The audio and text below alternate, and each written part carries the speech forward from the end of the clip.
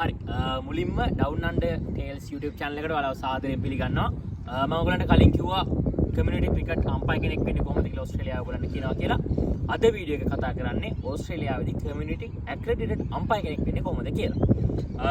මුලින්ම ගත්තොත් එහෙම ඔයා ඕස්ට්‍රේලියාවට වෙලා ඉන්නේ ස්ටුඩන්ට් වීසා එකකින් වුණත් වෙන ටෙම්පරරි වීසා එකකින් වුණත් එහෙම නැත්නම් PR එකකින් වුණත් ඔයා සිටිසන් කෙනෙක් වුණත් ඔයාලට එකම ප්‍රොසීඩියර් එක තමයි බලපාන්නේ.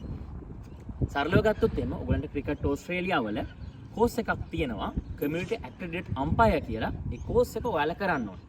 ඇත්තටම ගොත එක ක්‍රිකට් වික්ටෝරියා එකෙන් තමයි ඔයා වික්ටෝරියා ප්‍රාන්තේ ඉන්නවනම් ඒක කරන්න ඕනේ.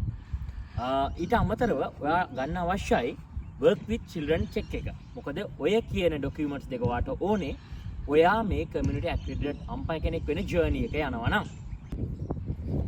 මුලින්ම කියන්නම් කමියුනිටි ඇක්‍රෙඩිටඩ් අම්පයර් සර්ටිෆිකේට් එක කොහොමද ගන්න කියලා. මේක කොටස් දෙකයි.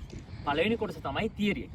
ඒ කියන්නේ ඔයාට ඔන්ලයින් මොඩියුල් එක ෆලෝ කරන්න තියෙනවා. පැයක විතර කාලයක් යනවා. ක්‍රිකට් වික්ටෝරියා එකේ. කියන්නේ ඔයා වික්ටෝරියා රීජන් එකේ ඉන්නවනම් ක්‍රිකට් වික්ටෝරියා එක තමයි ෆලෝ කරන්න ඕනේ. ඔයා නිව් සවුත් වේල්ස් ඉන්නවනම් ක්‍රිකට් නිව් සවුත් වේල්ස්. ඒ විදිහට ඔයා අදාළ ස්ටේට් එකේ ඉන්නවනම් යා ස්ටේට් එකට අදාළ ක්‍රිකට් වලට ගවර්නින් බොඩි එක තමයි ඔයාට මේ පහසුකම ලබා දෙන්නේ. ඊට පස්සේ ගත්තොත් එහෙම ඔයාට තියෙනවා පොඩි ප්‍රැක්ටිකල් ටෙස්ට් එකක් නෙවෙයි පොඩි ප්‍රැක්ටිකල් සෙෂන් එකක්. ඒක තියෙන ක්‍රිකට් වික්ටෝරියා මූලස්ථානේ. ඔය දෙක කම්ප්ලීට් කරාට පස්සේ සාමාන්‍යයෙන් ඔයාට කොස්ට් එකක් විදිහට ගත්තොත් $40ක් යනවා මේ කෝස් එක කරනවට. ඔයාට කමියුනිටි ඇක්‍රෙඩිටඩ් අම්පයර් කෙනෙක් වෙන්න පුළුවන්. ඊට අමතරව ඔයා බේසික් රූල්ස් ටික දැනගන්න ඕනේ. LPW එකක් දෙන්නේ කොහොමද නීති රීති කොහොමද ඔයාට අදාළ ප්‍රාදේශීය රීජන් වල කොහොමද රූල්ස් හැදෙන්නේ කියලා. ඊට පස්සේ ඔයා ඔය work with children check එකයි කමියුනිටි ඇක්‍රෙඩිටඩ් අම්පයර් සර්ටිෆිකේට් එක ගත්තට පස්සේ ඔයාට පුළුවන් ඔයාගේ ලෝකල් ඒරියා එකේ තියෙන ක්‍රිකට් ක්ලබ් එකත් එක්ක ජොයින් වෙලා ඒකේ අම්පයරින් කරන්න.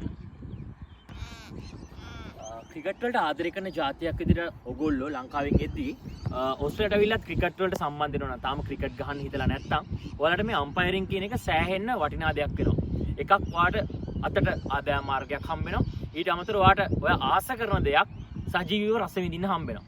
ඉතින් මම ඔයාලට දැන් කියන්න යන්නේ කොහොමද ඔයා ක්ලබ් එකක රෙජිස්ටර් වෙන්නේ කියලා.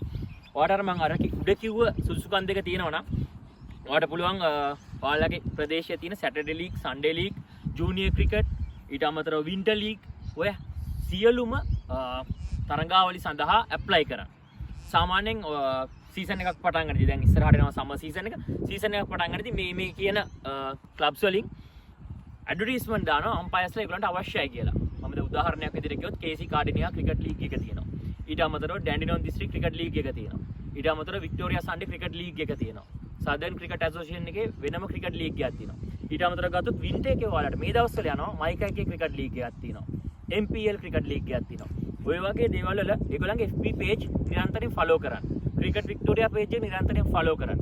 ඔය pages වල ඔයාලට අදාළ updates ඔක්කොම තියෙනවා.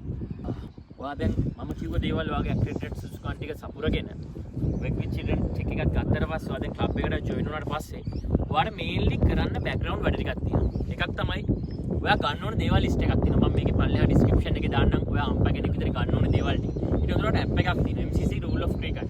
ඒක app එක download කරන්න. ගොඩක් වෙලාවට ඒක ඔයාගේ cricket club එකෙන් ඔයාට booklet එකක් දෙනවා printed එකක්. ඊට අමතරව directory එකක් දෙනවා. ඒ වල ඔයාගේ rules තියෙනවා. මොකද MCC එකේ rules හැම එකක්ම ICC එක follow කරන්නේ නැහැ. වගේම තමයි අපේ මේ community cricket league වලත් හැම එකක්ම follow කරන්නේ නැහැ. අවශ්‍ය වෙන දේවල් ටික විතරයි follow කරන්නේ. ඉතින් ඔයාට junior matches කරන්න හම්බ වෙන්න පුළුවන්. first time කරද්දී ඔයාට තව අම්පයර් කෙනෙක් support කරන්න එන්න පුළුවන්. ඒ වගේ සෑහෙන support එකක් හම්බ වෙනවා initially මේක පටන් ගන්න. පළවෙනි අවුරුද්ද කියන්නේ සෑහෙන ටිකක් අමාරුයි. මොකද මේක ඍජු තීරණ ගන්න වෙනවා. ටිකක් හැමෝම කැමති ඩිසිෂන්ස් ඔයාලට ගන්න වෙන්නේ නැහැ. ඔයාගේ ඇස් දෙකට පේන, ඔයාලට කන් දෙකට ඇහෙන ඩිසිෂන්ස් ඔයාලට ගන්න වෙන්නේ. ඒ වෙලාවේ ඔයා ගන්න ඩිසිෂන් එකේ මත තරඟය පවත්වා ගැනීම සිද්ධ වෙනවා.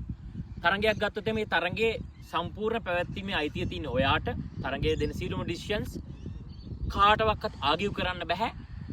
එතකොට එහෙම මොකක් හරි සිද්ධියක් වුණොත් ඔයාට ඔයාගේ පැත්තට සාධාරණයක් වෙන ෆයින්ස් ඇප්ලයි වෙනවා.